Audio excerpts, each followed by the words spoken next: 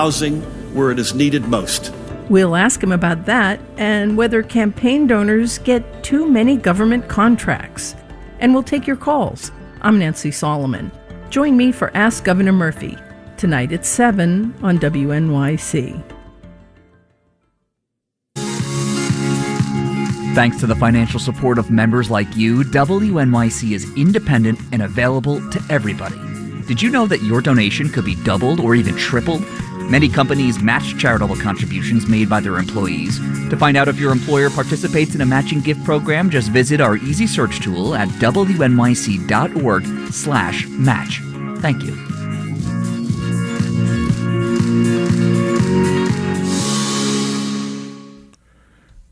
Later on Morning Edition, duty-free shops are a staple at airports worldwide. Now, could the Trump administration's sweeping tariffs affect duty-free shopping? That story in about 15 minutes on WNYC. If you're heading out the door now into the chill of this Wednesday, April 9th, take us with you. Take the WNYC app. Download it if you don't have it already.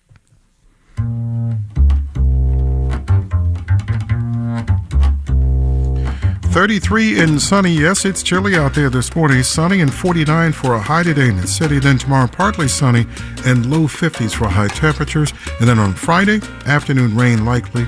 And once again, low 50s for a high temperature.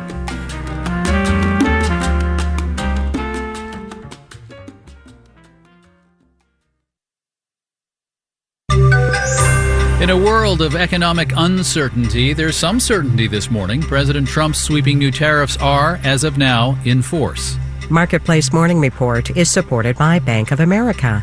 Bank of America is committed to helping businesses of all sizes make every move matter.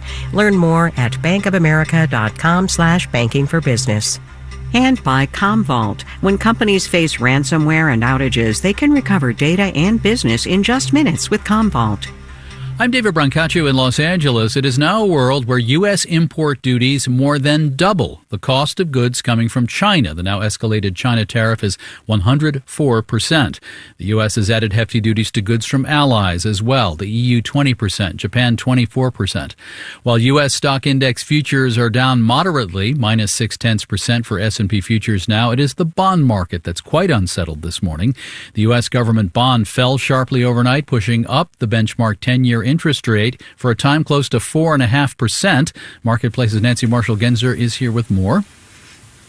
Hey, David, investors sold off U.S. Treasury bonds in just a wave starting on Monday, so prices tanked. And when that happens to bonds, it means yields, the interest rate on bonds, go up. In other words, when prices are down, the U.S. government has to offer a higher interest rate to attract investors. The one key factor there, inflation fears with tariffs making things more expensive in the U.S. What else? Yeah, there are a number of theories here. One is investors like hedge funds had to sell bonds because they borrowed money to buy stocks. As you know, stocks have plummeted, so now those investors are caught short and are selling bonds to raise cash. Another theory is there will be less global trade in dollars because of the tariffs. Citibank analysts told Reuters those dollars tend to find their way into U.S. Treasuries, so with fewer dollars around, there will be less demand for U.S. bonds. All right. And the 10-year interest rate is, of course, a gauge on what consumers pay for money that we all borrow. Yes, it is. Mortgage rates are loosely tied to the 10-year Treasury bond rate. They do tend to move together. So if bond yields surge higher, so do mortgage rates. Bond rates can also affect the rates on other types of borrowing, including credit cards and car loans. And this is terrible timing for the portfolios of people who are close to retirement.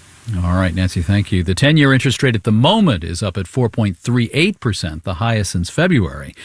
Close allies like the EU have that 20% U.S. tariff. Several European car makers poured cars into the U.S. before tariffs hit. Our afternoon evening program reported on how Land Rover and Audi now plan to pause new shipments from Europe to let that low tariff inventory get sold. We'll see an extra 2 million people be unemployed. We'll see losses in household income that are $5,000 a family or more.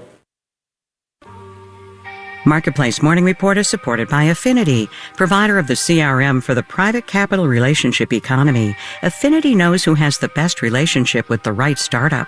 Affinity.co/marketplace. And by Sold a Story, investigating how the education system got reading wrong and takes you places getting it right. Sold a Story, available in podcast apps. These remain deeply divided times, and the workplace is no escape. Today on our series, Office Politics, looking at ways to cope with polarization at work. Let's turn to Colin Woodard, a historian and a director of the Nationhood Lab at the Pell Center for International Relations and Public Policy at Salve Regina University in Rhode Island. His lab has done surveys that identify some widely shared principles Americans generally agree on. Mr. Woodard, welcome. Thank you very much. What were you and your team hunting for? Well, we were hunting for what is it that Americans might still have in common? Why should the red states and blue states stay together? Is there something that we still share as Americans, that's our common umbrella? And that came very quickly to the question of, well, what's America for? What's our purpose? Where did the country come from? Where is it going? Who belongs? All these questions that scholars would say is the national narrative of a country, something every country needs, and our country has had a very contested one, and we wanted to work out if there's still a shared narrative or a latent shared narrative out there that can be a common story that can hold us all together. So you asked people, you tested ideas with people. How did you come up with what we're about to hear? Well, I'd done work as a historian on the national story. Like, ours had been contested from the beginning, right? We had a bunch of colonies that didn't see eye to eye, that fought in the 1770s against consolidation of British power and found themselves in something called the United States together. It was kind of by accident, but nobody knew what that was. And so there had been this struggle from the very beginning to define what's the United States, what's a United Statesian supposed to be. And that quickly became a battle between defining our country in terms of devotion to a set of ideals, or one that, no, this is the ethno-state or ethno-states of a particular people. And that battle between an ethno-national and inherently authoritarian vision and a liberal democratic one, small l, small d, has been at the core of our story. And is that civic national story that we're devoted to a set of ideals in the Declaration, what does that look like? Do people still believe that now? And how would you talk about that now? So we did exactly what you suggest. We went out and did polling. And what we discovered almost immediately is the answer is yes. Large majorities of Americans across race and gender and political party and region and education levels do in fact prefer and believe in that narrative tied to the ideals in the Declaration. All right, so hit me with something that will bridge the I'm talking to a Fox News fan or an MSNBC fan gap. Our purpose as a country is to realize those sets of rights in the Declaration, that each person was given to them by the universe or God or nature's God, the right to survive, to live safe in your own person, free from domination, to live the life you choose for yourself, and to take part in determining who represents us and holding them accountable. And that we as Americans are in like an agreement, a covenant even, to defend one another's rights to these things. That's it. That's the American promise, like this pledge to uphold these inalienable shared rights. And the American experiment is the effort to try to actually build a nation or a society where that's possible.